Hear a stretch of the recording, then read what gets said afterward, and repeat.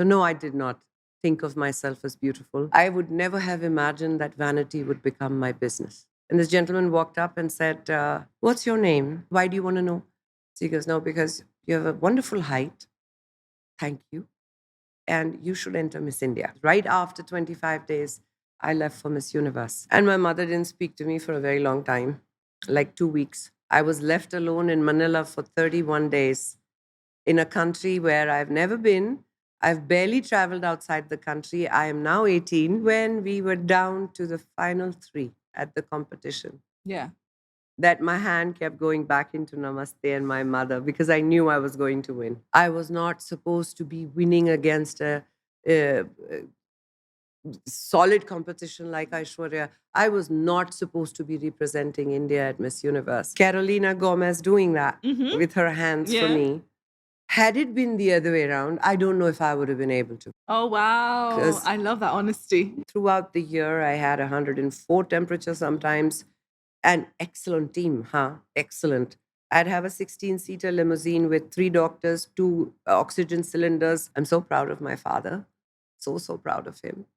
I have my children because of him. Hands down because of him.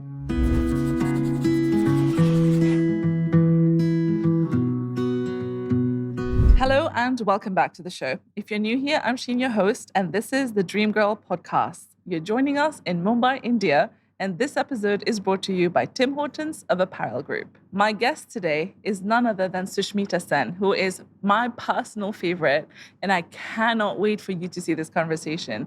It was packed with so much emotion, so much raw honesty, and I don't want even to spoil it for you. I think you should just watch it. Hello, Sushmita. Hi, Sheen. How lovely to be here. Disclaimer first. Go for it. Oh, so I'm going to sound very sexy through this podcast because I'm under the weather. And I knew that this was time sensitive and I had to speak to this very beautiful woman called Sheen. Did not want to cancel or postpone it. So hence, please bear with me. Oh, I thought the voice was for me, but I guess it's just circumstantial. Oh, darling, if you'd like this one to come on, anything for you, Sheen. Thank you. Thank you, honestly, for taking the time. I'm going to tell you my little fan moment here. I already showed you that you were on my vision board this year. Can we see it again? Of course. I think it's very important for the universe to see that she does have very tiny demands on that. Very vision. tiny. Yeah, very tiny. Very tiny. And my favorite in it, other than the fact that she manifested this conversation, is the private jet. Voila! I think it's so adorable. Wait. Yeah. Right next to me is the private jet, if you can see it. Well, I just love you, man. May the universe abundantly gift you all that your heart desires. Thank you. You're the best. But honestly, context for everyone else, this has been something that I've been manifesting from the start of the year. I was very conscious. Only from the start of the year. Just January. There are people like us who probably have vision boards for the last 30 years. And we are still manifesting. She just did it this year. I was very conscious about hiding the rest of the vision board because a lot of it is very questionable. Now, remind me, Juliet, I must see the rest of the vision board post the show. Done. I'll share it with you. But honestly, I will tell you the first memory I have of you is the song Dilbar. Right? I was like 3 years old. This was the song I was dancing to. God, okay? I feel ancient. She was 3 years old. Sheen, in Mauritius. Were you in Mauritius then? Mauritius, Oh, yeah. how lovely. Did you pick up the steps? Yeah, I performed it in school. This is special. This was special. And then I'll tell you my favorite movie of yours. I think I've asked everyone on the set. Everyone says Mehuna. I love Mehuna. Miss Chandni is our favorite. I was a nerd, too. So, loved Miss Chandni. My favorite is from Dulha Mil Gaya. Oh, girl, you got taste. And you're authentic. Because most people would not pick that. I think it was a very interesting character because I had to kind of borderline play it like a caricature. Like a diva. Shimmer. Mm-hmm. Shimmer can high. Yeah. And then just have like very minor moments of showing you the real person. And when you get to play a character like that, it's fun. Mm-hmm. It's a lot of fun. Of course. But it's also walking a very thin line of not overdoing it, but trying to be the caricature. I will forever remember that film as one of the ones that I really, really enjoyed. Yeah. And I think it's such a good depiction of how most of the time strong women who are on the outside looking very strong, but on the inside, they're just so nice and warm and they just want Yeah. to help. I beautifully said, because I think other than films, uh, Sheen, I find that strong women usually have a very vulnerable side. It's not an exception to the rule. It is always the Mm. case. I think women or human beings, they're not capable of strength unless they have a very, very vulnerable side Mm. that has been triggered at multiple occasions for them to have to get out of their comfort zone, to accept at its core uh, just who they had to become, Mm-hmm. not just to survive, but to thrive. Right. Um, so yeah, the stronger a woman is, or a human being is, even a man, I kind of always look at them, meet them with a smile, because I know what's sticking inside that strength. Oh, see, this shows the kind of empath that you are because you see the reality behind people. And I love that. And I just want to say the way you entered here, your energy just flowed through the whole place. We have so many turning points to talk about with you. I feel like you have been blessed with so many important points throughout your life. But I'm going to start from the beginning, childhood, right? Okay. Of course, we all know you as this beautiful woman who has brought the crown to India for the first time for Miss Universe. But growing up, did you feel like you had a healthy relationship with beauty and body image? Not at all. No? Not at all.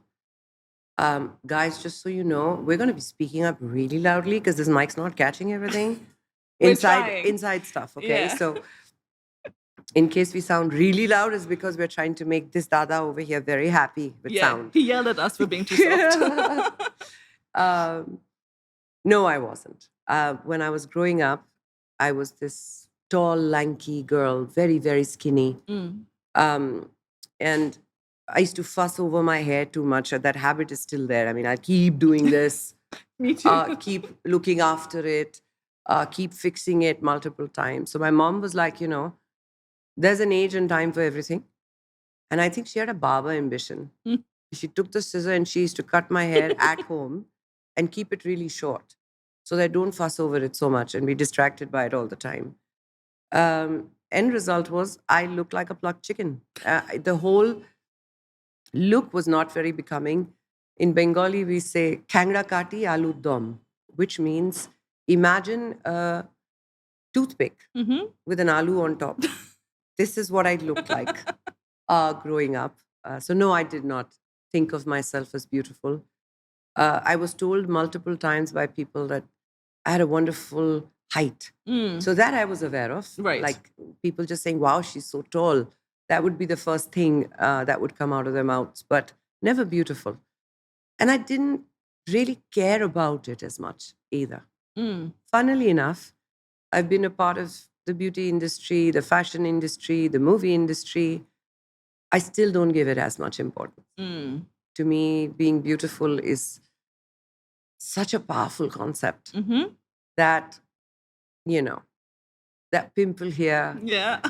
The lashes falling off and the cycle of falling off, losing hair, none of it eventually defines that beauty for me. Mm. It's so much deeper. It is just something that, when you leave the room, Sheen, and I can't help but feel loved and like I touched something really beautiful today. Mm-hmm. That's beautiful. That's what beauty to me is, something that resonates long after the day's done, long after you've left the building. So, yeah, I think it was a very good upbringing in that sense. I didn't spend too much time with the mirror. God knows I did later. I would never have imagined that vanity would become my business. Mm. It's just not something I ever imagined. So, no, I didn't have a very nice or a very in-depth relationship with beauty. But I did know that beautiful is not something that you look at and say, wow, that's beautiful. Mm. It's something more. That I've always known. Wow, I love that. And I was about to ask you this later. I'm just going to bring it now. But you're in an industry where beauty and pretty privilege can be a double-edged sword, isn't it? Yeah. Sometimes you can be, as you said, people don't look deeper. They don't really value your talent or whatever is left inside. How did you ensure that you kind of like made it into your advantage, but at the same time made sure people knew that there was so much more inside? The problem with the idea of pretty privilege or the concept of lookism or the idea that feminism has a voice now and it didn't, but it's always existed. Yeah. The of pretty course. privilege is always, it's an age-old concept. Yeah, we didn't just create that. Yeah, we No. didn't just create it. What did just get created is the digital era, is the internet since the 90s. The idea that you have to look a certain way. The trend is no longer about the clothes you wear, the shoes, the bags, the jewelry, the hair color. It is now about your face, about how you should be projecting it and looking. The problem is not, I think, the pretty privilege. If you're pretty, please don't apologize for it. Yeah. Be pretty, but don't let that sit like a pressurized bomb that's about to go off any moment, like your life depends on it. Because it doesn't. But if you want to go past that pretty privilege in your life, you won't get it in the new age sense of instant gratification. You want people to get to know you. It's taken me 32 years for them to finally say, I know Sush. She can't do this. Or I know her. She must have done this. You know that you've never met a person, but you feel like I know this person. That doesn't come with instant gratification. That does not come with pretty privilege. It comes with a relationship that takes time and energy, like anything else in this world, to build and develop over time. And so with me, when you ask me, it's taken me 32 years to get there. And I'm so privileged that people have been able to love me in spite, despite Everything. all of it. Yeah. All of it. Yeah. So it's beautiful to be me. It is. It is. And honestly, infectious aura. I'm going to stop fangirling. But No, please continue. This was making my day. Don't stop. But okay, now we'll go back to, because this is so interesting that someone who didn't spend this much time with the mirror, at 18, you ended up going for Miss Universe. Yes. How did that happen? A quick break for a quick word from today's sponsor. This episode is brought to you by Tim Hortons of Apparel Group, a brand that has long become the daily rituals for millions around the world. From a comforting cup of coffee to freshly baked goods, Tim Hortons should be part of your daily routine too. Oh boy. Do you believe in multiple things? Do you believe in destiny? Yes. Do you believe in magic? Yes. Okay. Do you believe in manifestation? Yes. This answer I knew. So it was just, my father wanted me to be an IS officer. So he was completely committed to the idea that both his kids need to do something to do with the government and for the country. Of course, I think finally that worked out well, but not in a way that he had hoped. So I was studying, trying to make admissions happen. I wanted to go to a particular university. I didn't make the cutout grade for it. And so was pretty disappointed and was trying to figure out what to do with my life. If anybody walked up at that point and said, so beta, what are you going to do with aage chal ke kya karna hai? What are you going to be doing in the future? I would say, I'm going to be famous. Ooh. And they would be like, really? That's interesting. Doing what? So I go, that I don't know. But I'm going to be famous. I'm going to be India's first. I'm going to be famous. Because I was inspired by Mr. Rakesh Sharma when he went to space. And he said, Sare jahan se acha Hindustan hamara, to Mrs. Gandhi.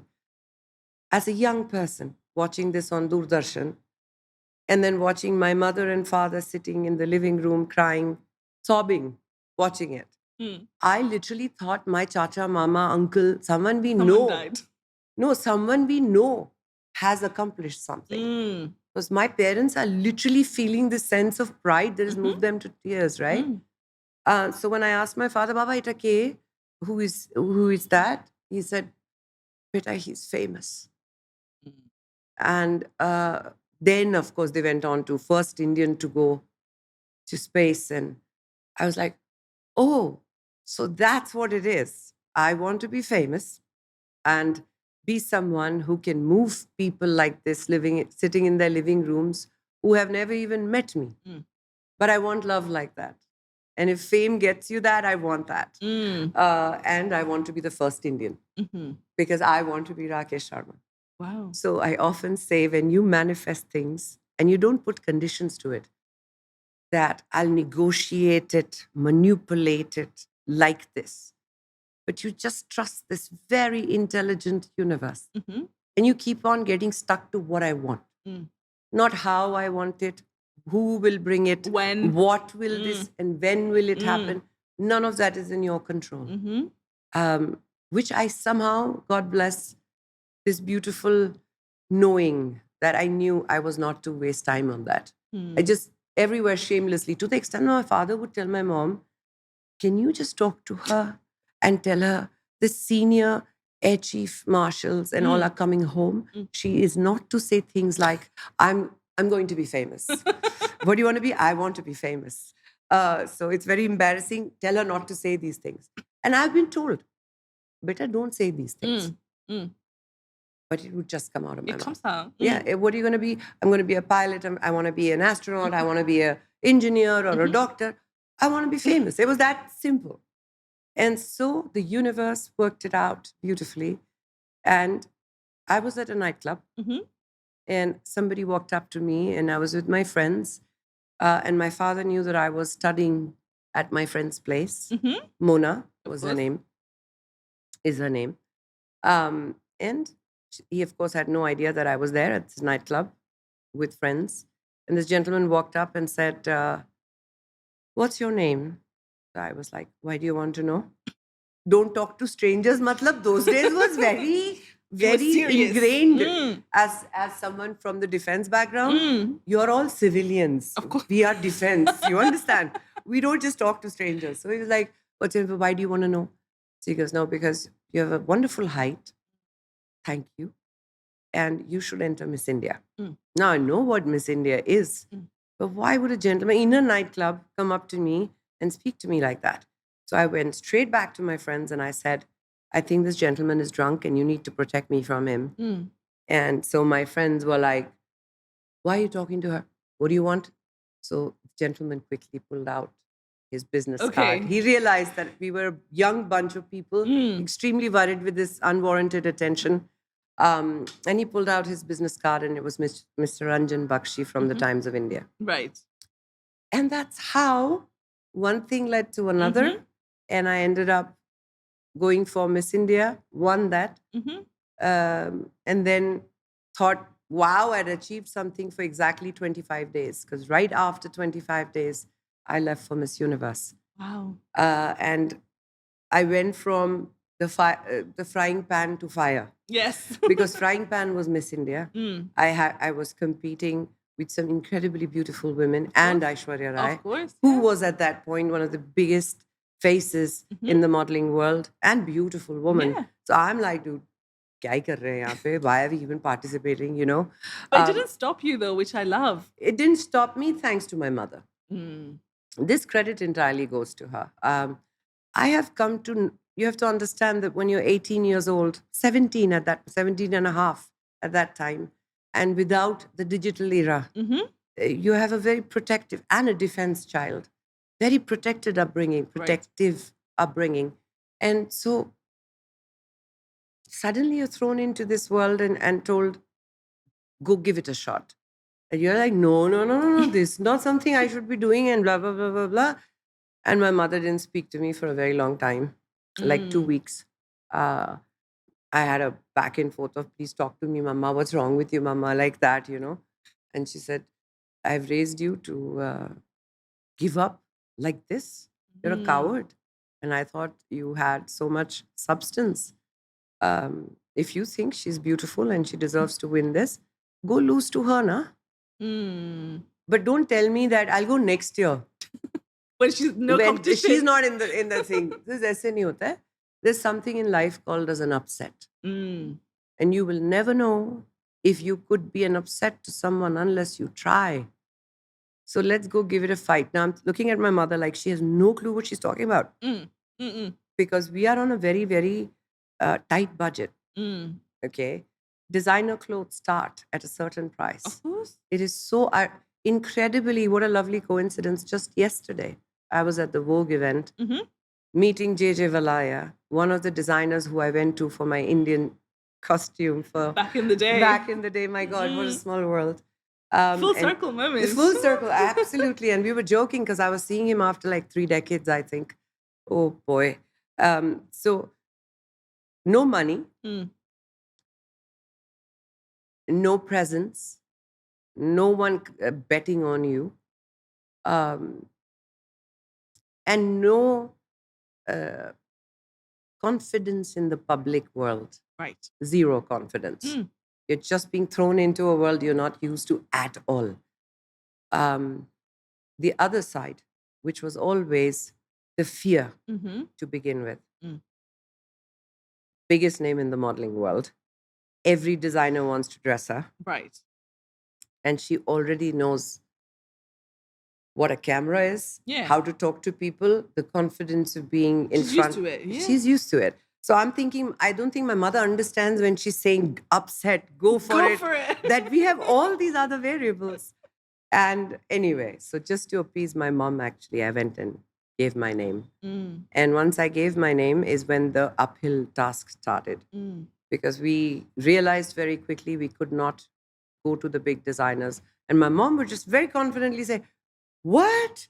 Just the choli, which means just the top costs so much. We have to do the bottom What also. about the rest? So she says, no, I don't think this is a good idea. Let's go to Sarojini Nagar market. I still remember this so distinctly. Wow. And the confidence that she would say, Beta, they're not coming to see your clothes. Mm.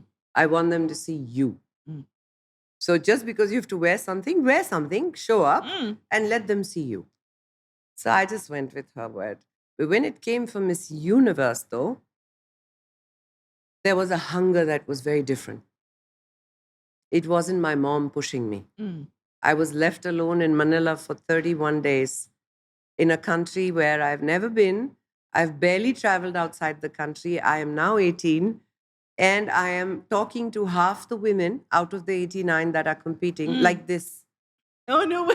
And I thought I was really tall. Like, I'm coming from India and I'm this skinny, tall, not so tall girl now looking and talking to Miss Venezuela, Colombia, Miss Italy, the really tall ones. And I was like, oh my God, India's not even visible. Mm. And I had a bigger baggage of knowing India has never won. Right. So at the Miss Universe competition. And this is where I would learn how to talk to myself. A process that has continued. I will turn 50 this November, and you would have met no one who talks to herself like I do. You have a good moment, you bring yourself to the side and say, don't get carried away. It's transient, don't get carried away.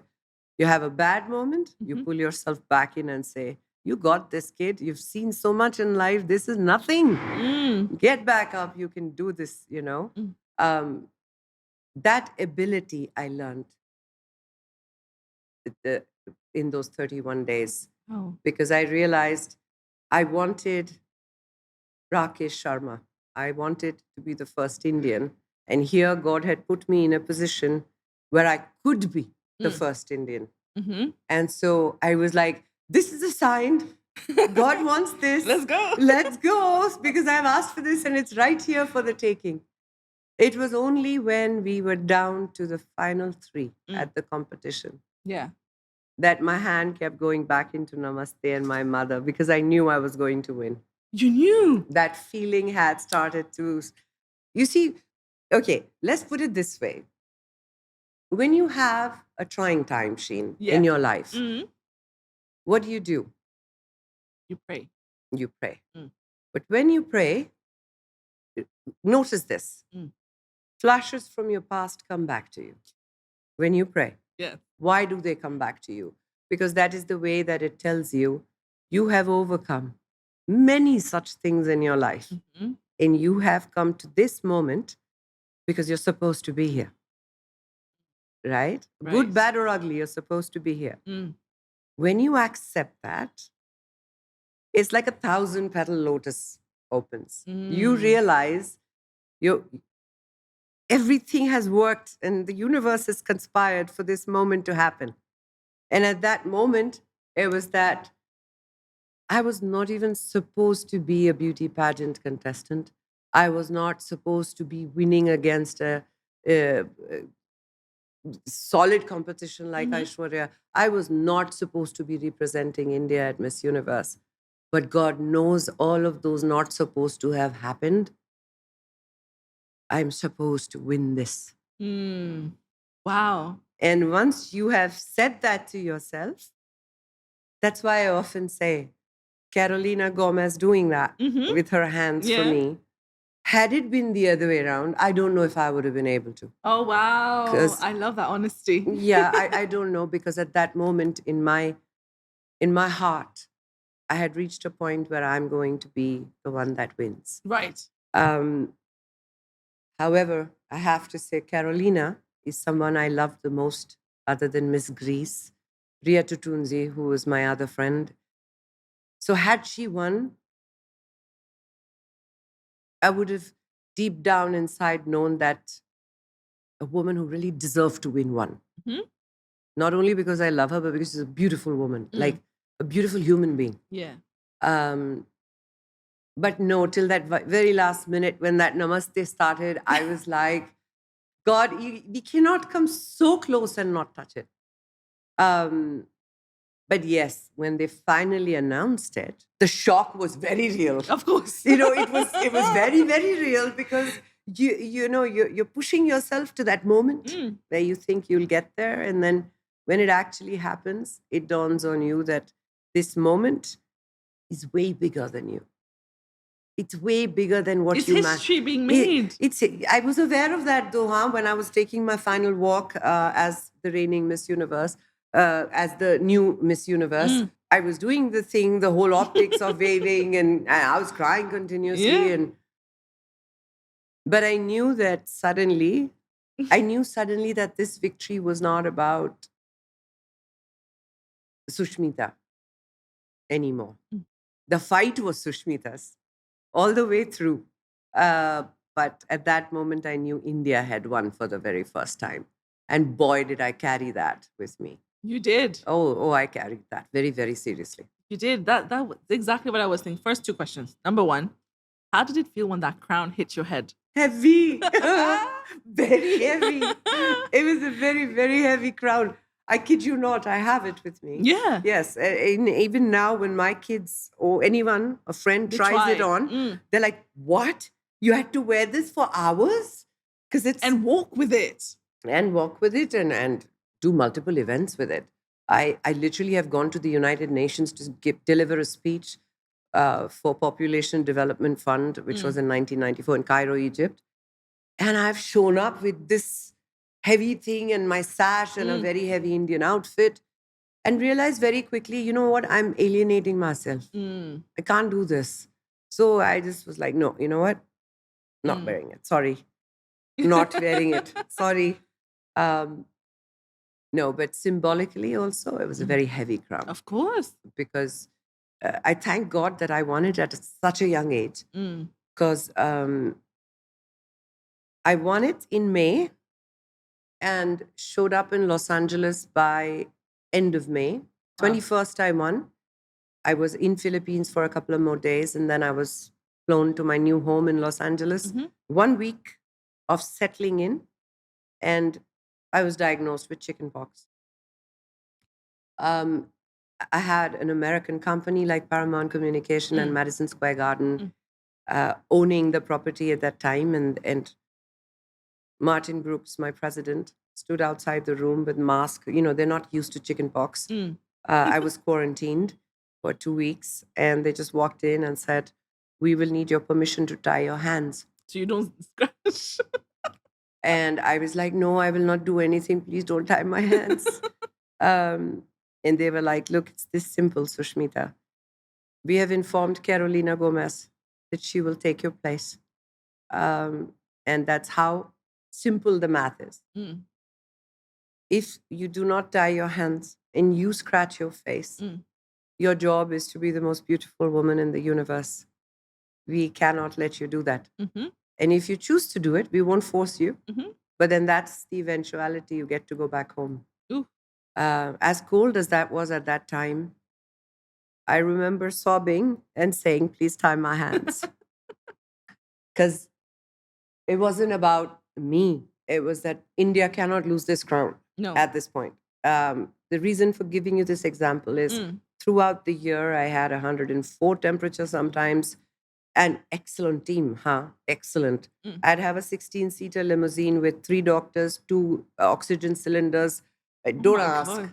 but no saying no to work. No backing down. No backing down. So 104, you still show up. You do the job. Don't wear the crown. It's too heavy to take. Get your drips inside the car, the IV drips. Everything was done. I traveled 33 nations in 1 year. I lived out of a suitcase. I don't think any of this could have been done as beautifully under those very strenuous conditions had I not been an 18-year-old. So I had emotional strength. Yes. For an 18-year-old, that's difficult. But I somehow had that. What I needed. It's a very young age to have that. Yeah, but can I tell you something? Tell I think me. People, when they won the moon, life prepares you to have it. You will be extraordinary in a lot of aspects in your life because you're asking for that, which is extraordinary. You cannot then complain about ordinary problems. Being sick is an ordinary problem. And because I came from that training, that keep yourself moving forward. Don't let anything become an excuse for you not taking that one step that is so meant to take you closer to where you're supposed to go. I jumped from then to 49 and having a heart attack. I was up and like, let's be done with it quickly because I have work to do. It's a habit I've always had. Yeah. It's like, I think I have to thank Miss Universe for that. Through this journey, through those 33 countries, I got to be one of the most loved Miss Universes, so much so that Philippines now, the country I won in, so does South America, right from Venezuela, Caracas, all the way to Buenos Aires. Every country that you have in every, in the continent of South America. I'm still known as De La Reina. Oh. I'm not known as Sushmita. Oh. In Philippines, Sushmita is a Filipino name now. Oh, wow. Because kids born in 1994 are called that now. So there's Sushmita Sen Lopez Gonzalez. I love that. And they're actually like, so I've been very, very loved. And India, of course, my country, finally got to have the crown. And thereafter, we've had 2 more winners, and the privilege of seeing women finally. We are a competition at Miss Universe now. Yeah, you're every time now. India goes to, they always say, "Who's the Indian girl? Let's check out the Indian girl." So it's been quite a lovely journey. That's amazing. But you're also the very projection of how God gives His toughest battles to His biggest stars, isn't it? Yeah, He also protects me. He does. I think of all of the situations that I've been through in my life, I've always known the grace of God. I wouldn't be here without it. Of course. So I'm very aware of that grace. But also there's so much gratitude around you, right? Yes, and that's the key. That's the key to everything. But that gratitude is the key. That is the key. But then right after that, when you came back at the tender age of 21, you started considering motherhood. Right? Yes. So what that age? Someone's done her homework so well, because even the age she has bang on. I'll tell you something, there was no homework. I have been with you throughout your life. I know Right. your story. What a privilege. Honestly, it was so easy for us to prepare this because I was like, I know what I need to ask. I know. I've had questions for a while. But at an age where most of us are not even ready to settle down and find a husband, but you started deciding to embrace motherhood. Where did that come from? So I was always very fond of children, even when myself was a child. Very fond of children. I also felt like children were drawn to me from a very young age. Um, to the extent that sometimes mothers would feel insecure that my child doesn't behave like this. Why is my child being so over affectionate, And over nice, yeah. nice? My child doesn't behave like this, you know. So I've always had that, by God's grace, a deep connection with children. But you know, those 33 nations I traveled as Miss Universe, so a very, very young, impressionable age at 18, I was taken for the so-called CSR activities uh, to various orphanages. And what it did to me was deeply made me realize that the whole world is looking at motherhood as having babies. Whereas having babies and being a mother are very different things. You know, my children, who are not born to me biologically, they were born to someone. But that lady or ladies cannot be called mothers.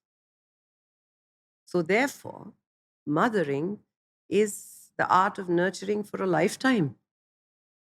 And some will choose to reach it with giving birth, some will give birth from the heart, some will, you know, there'll be various ways of finding that the nurturing side of oneself. But I don't know, my conscience didn't agree with having more children biologically when there are so many children that need a mother and you want to be one. It's a perfect marriage. If there was a marriage I agreed to at a very young age, it was that one. I knew that uh, I was meant to be a mother and that I could do this without a problem. And I met this little girl once. I think I have posted a photograph of hers also, um, where she just held on to my dress and refused to let me go and said, "Mujhe bhi le chal, take me with you." And I realized I couldn't do that. And here we were taking lovely photographs and showing what a lovely uh, philanthropist I was. And we were walking out as Miss Universe. It really bothered my conscience because I knew that I was incapable of doing anything at that moment. But it stayed with me. And by the time I became an adult, legally at 21, I knew this is what I wanted to do. And so, yeah, 21, say 24, 3 years. It took that long. It took that long. Then the legal battle started at 22. Then the legal, yes. And once that started, at least I had my daughter under foster care. So they give you the child in foster Under care. foster care. But you're living with that constant trauma of if the family court, high court, Supreme Court does not pass it in my favor, they will take the child back. And now this child has started calling me Ma. So I had a plan. I told my dad at the hearing, just keep the car running. You will take her and you will run away if he says. So my father's like, Beta, now we're really pushing it. So now we're not running going to away. do any of that. And I said, no, they can't take my baby away from me. Oh my God. And I think I got a great judge and he saw Of course. that I had bad plans. Yeah. And I was going to run away with this and do something illegal because I was refusing to give the child back. More importantly, on a more serious note, I'm so proud of my father. So proud of him. I have my children because of him, hands down because of him. In a country that requires either a father or a father figure. Had my father not supported me. Right. And when I say support, it is the highest kind of support because your own blood doesn't do for you what, and we think of blood as being our own, what my father did for my children. He was told clearly that he has to show intent, financial intent, to Mhm. support my kids, Mhm. to support Renee. Mhm. So you have to sign off half of your assets and things Right. like that. My father says in the court, I'm not a very rich man. Mm. So if you take half of that, it'll be nothing. I have come to sign unconditionally everything I own in her name. Wow. Which judge in the world in the right mind would say no to such a father? Mm. And they said, you realize she's so young, no good family boy will want to marry her, Oh. which was also true. Yeah. Which was also true. And my father said, well, look at her. I haven't raised her to be just to be someone's wife. Mm. So her identity to be that. So Mhm. please, by all means, know that we will support this decision and she will be an amazing mother. Mm. Um, the rest we'll have to see as time goes by. And Mhm. of course, they granted it. That was a turning point. Mm. Because by the time 10 years later, I went back to the same court for my younger daughter. Mm. My younger daughter was given to me like, how's Renee? How are you, ma'am? Everything good? Yeah, everything's good. Stamp, stamp. No questions. No questions Just asked. take her. So I was like, Alisa was like cakewalk. Yeah, but it made me wait 10 years. They I did make you wish wait 10 10 years, right? years. Was that because they don't let you I had to adopt change another same law. genders? Oh. So Sushmita, Yes, Sheen. I feel like you've really defined love and family on your own terms very boldly, which we all love. And we've all grown up seeing you do it. And you've changed the lives of so many people by inspiring us to do the same. But today, we were talking about this off camera. A lot of women, especially successful young women, they are saying that they're struggling to find a partner. What is your take on that? And what advice do you have for us? Stop struggling. Simple advice. Something that is meant for you will find you. When you're ready, when you are in that right place at the right time, the very fact that you're struggling, there is a problem right there. It's trying to tell you there is something that is not correct. No, on a more serious note, everything in your life is your choice. It is not someone else's decision to make. So even God says, I help those who help themselves. So help yourself. Find who you are. Vibrate at the frequency that you want to attract. To be able to do that, everyone has their own authentic timing. And when it is the right person at the right time, it's effortless. This I tell you with experience. It is effortless. Um, there is no struggle left in it. So that's how I see it. I love that. And has your definition of partnership and love changed over time? Oh, most definitely. Yeah. Oh, most definitely. 18 through to 24. And there's a reason for it. Uh, the teenager me was very protected in a very different kind of a world, in an Air Force cantonment area with everyone's an uncle, auntie. There is hormones kicking in, but you don't have the idea of a boyfriend, or it was a very different time, a very different world. But when I got to be 17 and thereafter 18, the world opened up. I was not only meeting Indian men, I was meeting men globally. And I found them all so very special in their own right. And then, of course, that age-old little girl's dream of getting married and, doing whatever. At 18, when I realized, at 21, when I realized that I was going to go attempt becoming a mom from the heart and go into the process of adoption, slowly I started to change that little fairy tale a little bit. Okay. In my mind, I made it into, I was looking for a nice and ordinary guy who would be a lovely husband. But now I want an extraordinary guy who will be a lovely father also. And so I kept on building this till 24, when Renee actually came. And I knew inside my priorities had shifted. I knew that I could not love or prioritize anyone. I don't know why. I just knew. that she will always come first. Um, and then so the romance became somebody will come who will respect the fact that my child is my priority. And I have met incredibly nice men through this journey and had some very long lasting relationships. Um, and the older I got and where I stand today is that marriage to me is companionship, purely that. And if it is purely that, then I don't need a piece of paper to tell me my do's and don'ts. Uh, those have to come from an emotional bond. And I don't need that. Also, as a woman, I have already raised 2 girls alone.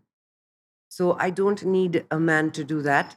I don't need a man for my diamonds or my houses or my properties or my investments.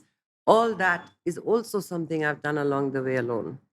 So today, what can a man or a relationship bring to the table? Companionship, a place that is safe and a place that is conducive to growth, not just mine, both. Right. But if it doesn't help me do that, I really don't need that. I want it. We all do. Yeah. Yeah. But I don't need it. Right. So I don't confuse the want and the need. It's the reframing as well of the Yeah. mindset around it. And Yeah. you know, this is what I love and I've always admired about you is with how much grace and calm you approach everything, even whenever it comes to interviews where people are trying to put words in your mouth or whenever Yeah. unpredictable things happen. Yeah. And I've read so much. The Athens story, for example, that really stuck to How me. do you know about the Athens story? Because again, I was there when it happened. I was reading about it. Oh, it was in an eye. Oh, I spoke about it. Yeah, Oh, yeah. It was okay. in the news everywhere I when don't- it happened. Yes, yeah. Oh, it was in the news everywhere. was. Also, no, it It was was. such a trying time at that point that I don't remember much of it. Good. Yeah, I'm glad you but, don't. Uh, But how do you, where does that inner strength and peace of mind come from whenever you're faced with anything? You're so calm and you're so full of love and grace. Where This does is that because come you've from? seen me calm and full of love and grace. I have my trying times when I also can be hyperventilating, but it doesn't last. It's a very quick in and out. Hyperventilating, awareness, you're hyperventilating. Back to Stop. being, yeah. But it does exist. It doesn't go away. The thing is, another secret I'll tell you. I may think I'm a very brave person, right? Until a crisis hits. Then you really meet yourself. Then you realize you are a coward. You're actually petrified of the truth or of an action, of taking an action, of making decisions. So I knew at a very, very young age, I will not say I am this till I have not found it in the crises. And I tell you, when I say to you, not out of pride or self loathing, I'm a very brave woman. I say that because that's who I have been in crisis. I am a very calm woman until I choose not to be. It's a very calm woman because in crisis I can be calm.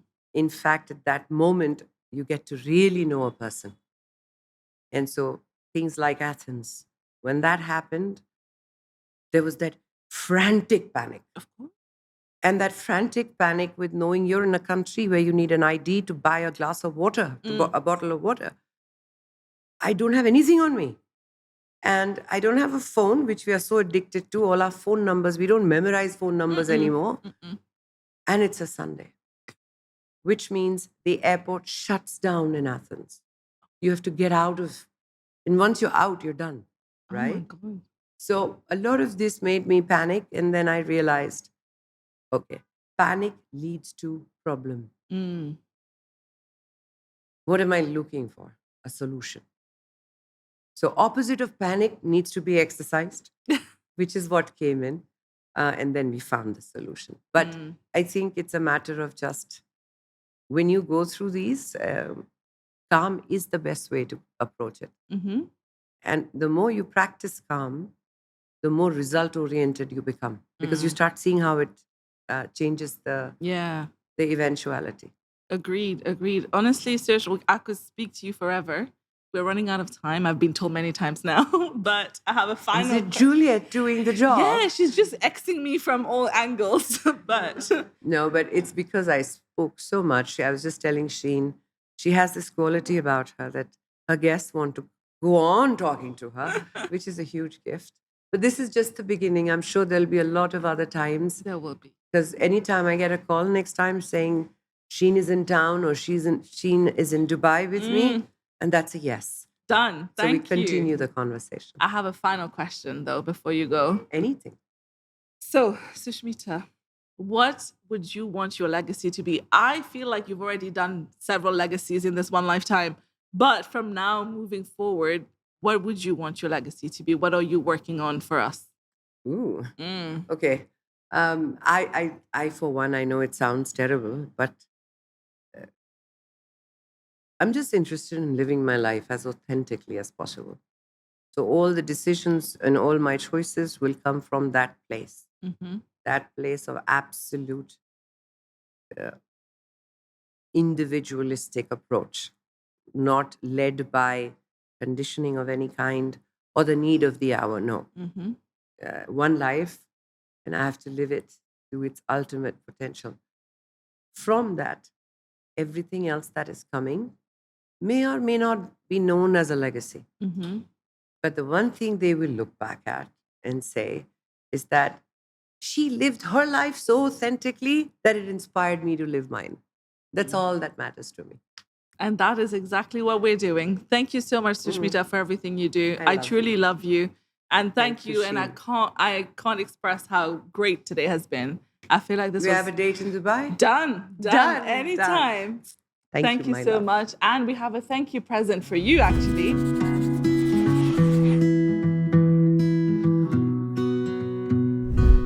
A little birdie who has been trying to, oh, what a nice job. Guys, the surprise is a lot of Polaroids that I never posed for. Yeah, never. But she never. didn't know the camera was there. And then never. And then what lovely memories. Thank you, Juliet, my love. Thank you, Sheen. Thank you. This is very, very precious. And look at the amount of gifts. Yeah, this is for you to take home. Pate. Oh, I got makeup. Yeah, of course. Give me 5. Of course. Sorry, guys. I'll see you next time because I have a lot of stuff to go dish out on Of at course. the moment. Lots and lots of love. Thank you, Sushmita. Ciao.